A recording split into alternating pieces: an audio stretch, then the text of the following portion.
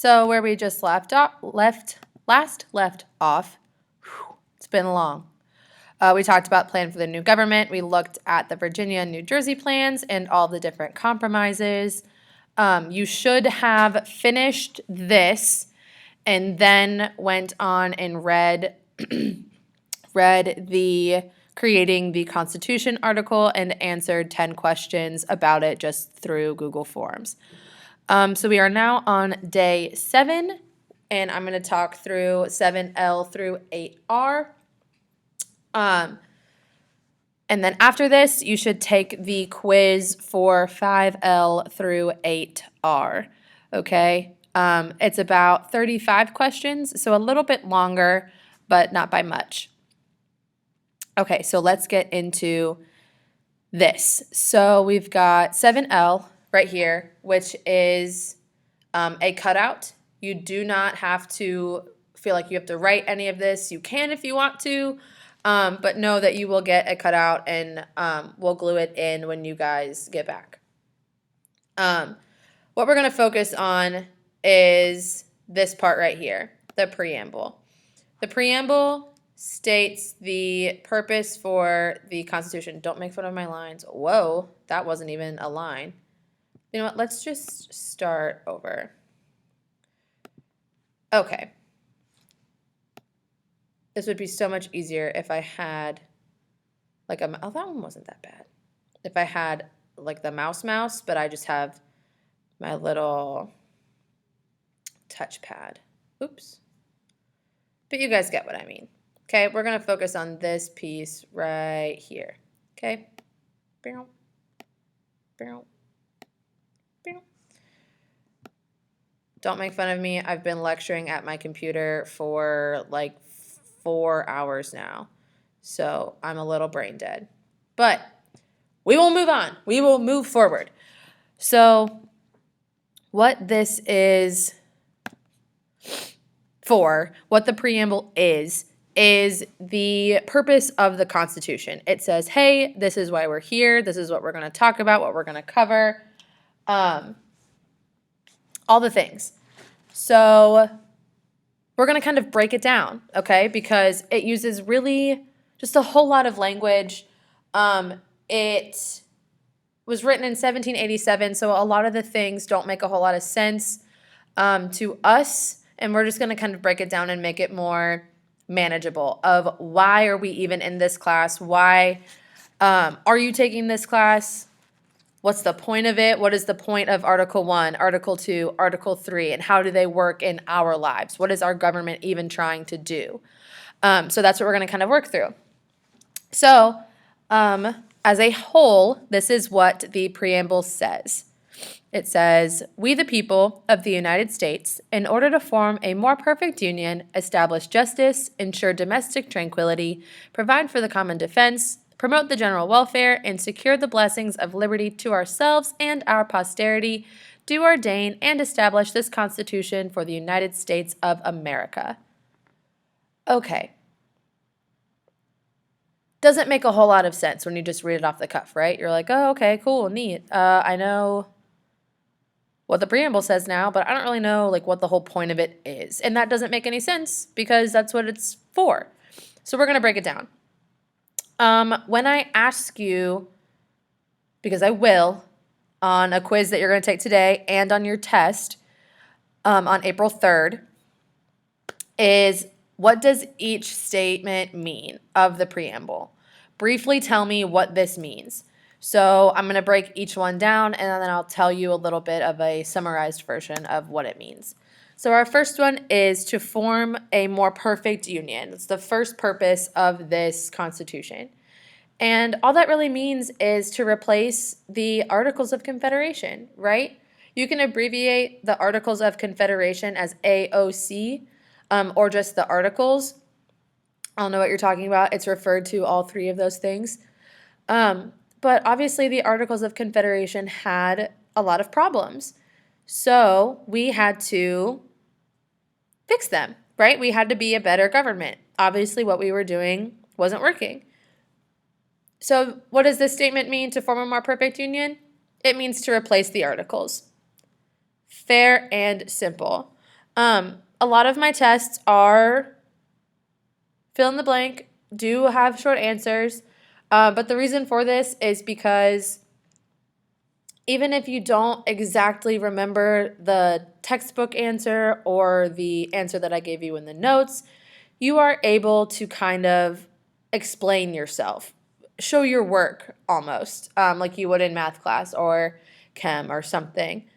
It helps me try to give you some points back, right? Rather than you just sitting there and not really thinking that it's letter A or that it's letter B, but somewhere in between, and then you just happen to guess and then you pick the wrong one, right? Then you get it all wrong rather than potentially getting at least half credit. So yeah, make sure that when you are given these short answer questions that you're at least writing something, so that way I can try to give you some credit. Okay, next one. Establish justice. All this means is that laws must be fair. One word answer would be equality. Now, I understand that laws being fair is subjective, meaning that some people think they're fair and some people think they're not, depending on who you are and what you believe in. And I understand that everyone is not necessarily everyone. It means a different thing than it did in 1787. And as a government, we are always consistently trying to, right, be more perfect, to just be better. So the purpose of this new constitution and of our government in general is to continuously work towards equality and fairness and justice for everyone, and hopefully changing that word everyone to truly mean everyone, right? Not just white, Protestant, straight, rich dudes. Right? Like that gets rid of a lot of people. So yeah, establish justice, laws must be fair. Oops. Ensure domestic tranquility. Remember, domestic means home or house. If we have a domesticated animal, that means that they are in the home.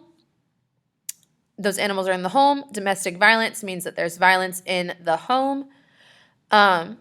Domestic trade, domestic travel means within our home. Tranquility means calm, calmness, peacefulness. If there is a bear running at you and you shoot it with a tranquilizer gun, it is going to become peaceful and it is going to calm down and hopefully not chase you anymore, and that way you can get away and survive. So to ensure domestic tranquility means to maintain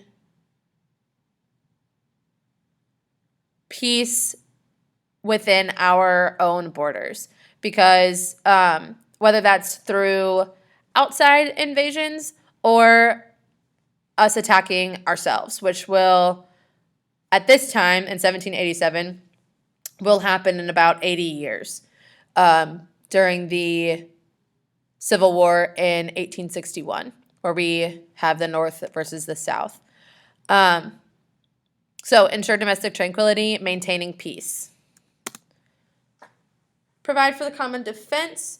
One word, military. A lot of times people want to directly go to police and other first responders like firefighters, but we need to think more nationally, and that is military. Okay, so establishing a strong military to protect us. Promoting the general welfare. So that means that we are going to provide economic services for people to lean back on. We even call it welfare. Generally, we don't have a whole lot of other names for it. We have things like food stamps and unemployment checks and bankruptcy laws, where if you need that financial protection, you're going to get it as an American citizen. Now, you cannot file bankruptcy or unemployment, any of those things, if you are not an American citizen. So whether you are a legal or illegal immigrant, you are not yet a full citizen, you have not received your green card for whatever reason, then you cannot apply for any of those things. But as you are a citizen, you are able to receive those sort of services. So promote the general welfare. Another one-word answer would just be money or finances, providing financial services, anything like that. Next one, secure the blessings of liberty to ourselves and our posterity. So another word for liberty is freedom, and posterity or posterior means the back or the butt when it comes to an animal. So what securing blessings of liberty to ourselves and our posterity means is to work towards freedom for everyone and promise it for future generations. Now, I know you might kind of mix up where it says future generations and then how I just said posterior means the back, because we tend to think of the future as forward. However, we're thinking about generational. So the people that come after us, right?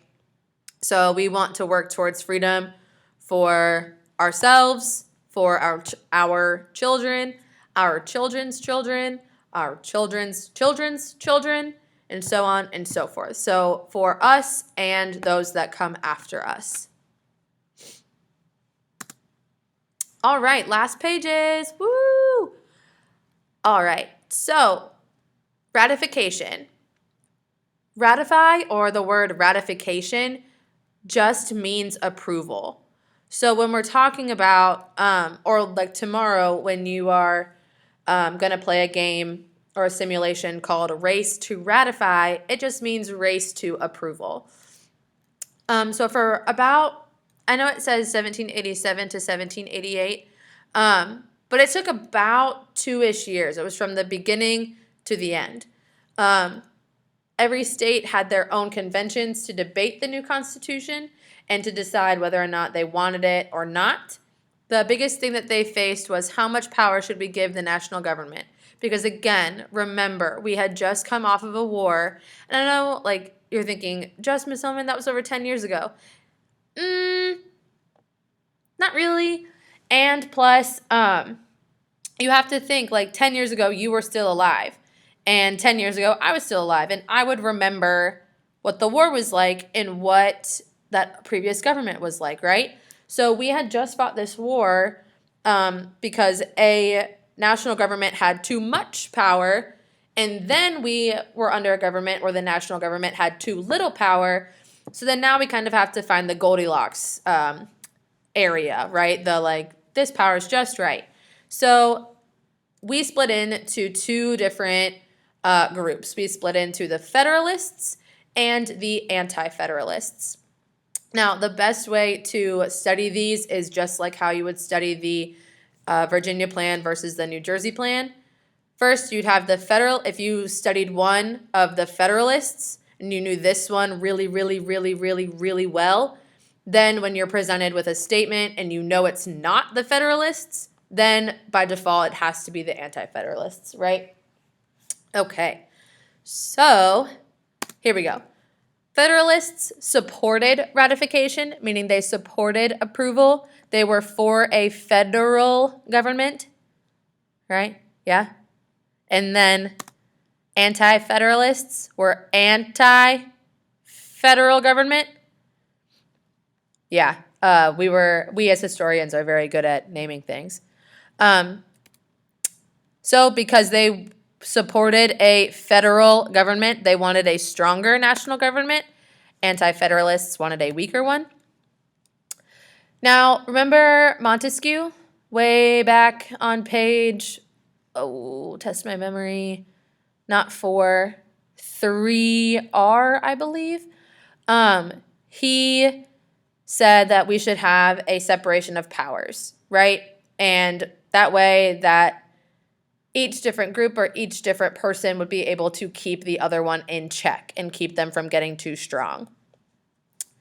Checks and balances said, hey, this is a good idea. We've written checks and balances into our Constitution, and that's going to keep the president from being too strong, right? The legislative branch will keep the judicial and executive branch in check, so on and so forth, okay?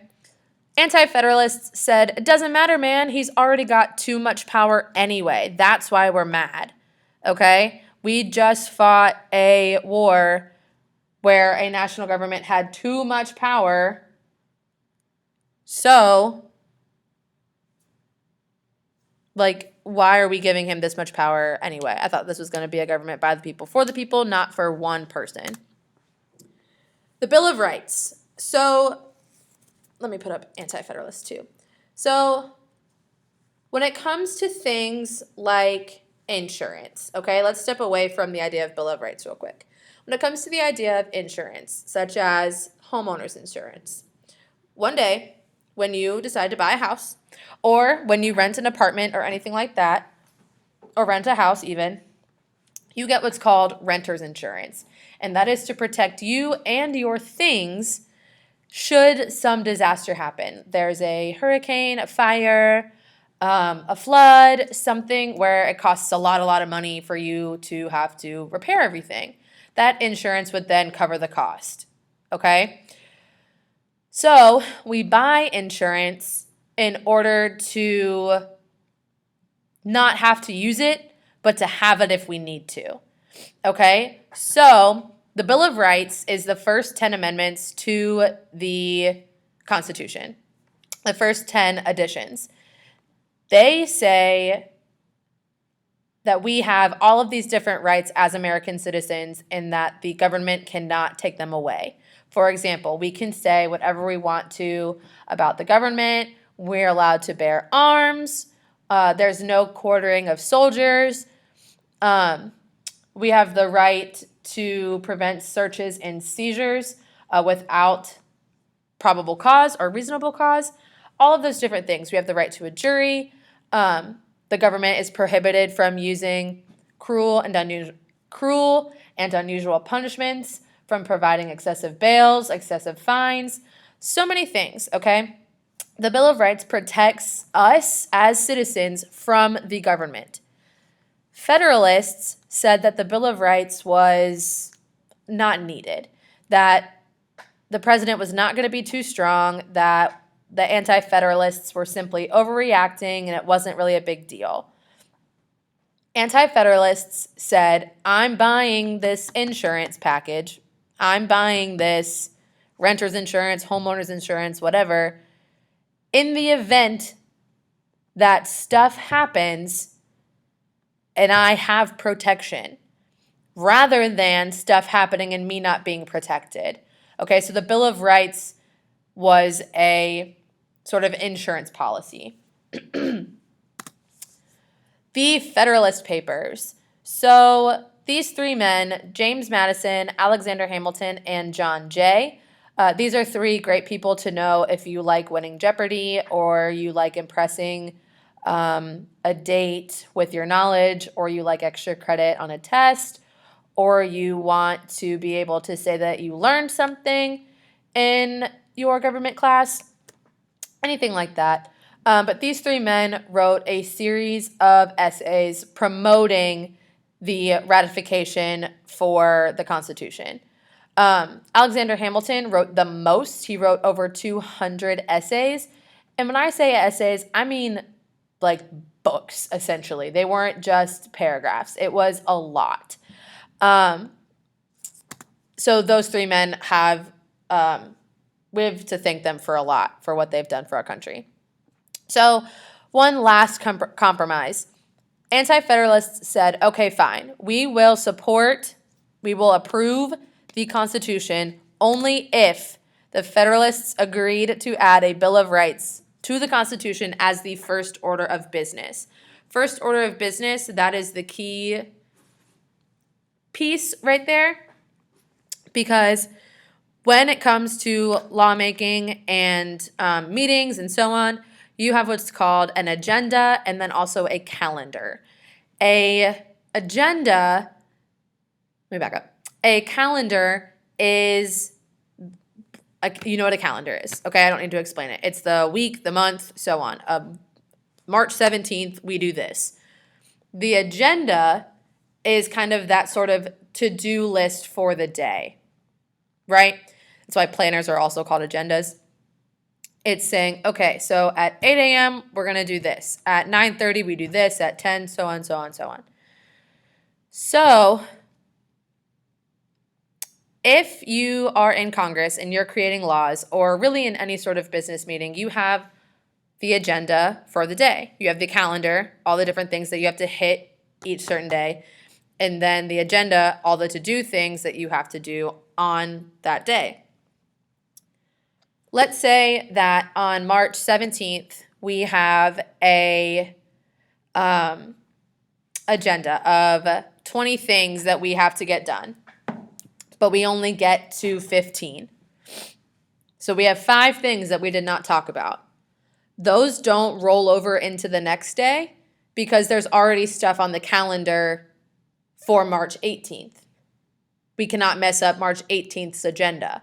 So those last 5 things kind of just fall off the edge and become kind of we get to them when we get to them sort of things. So we wanted to add the Bill of Rights to the Constitution as a first order of business on the agenda, on the calendar, to make sure that it didn't just fall off the edge. We didn't want that to be forgotten as Anti-Federalists.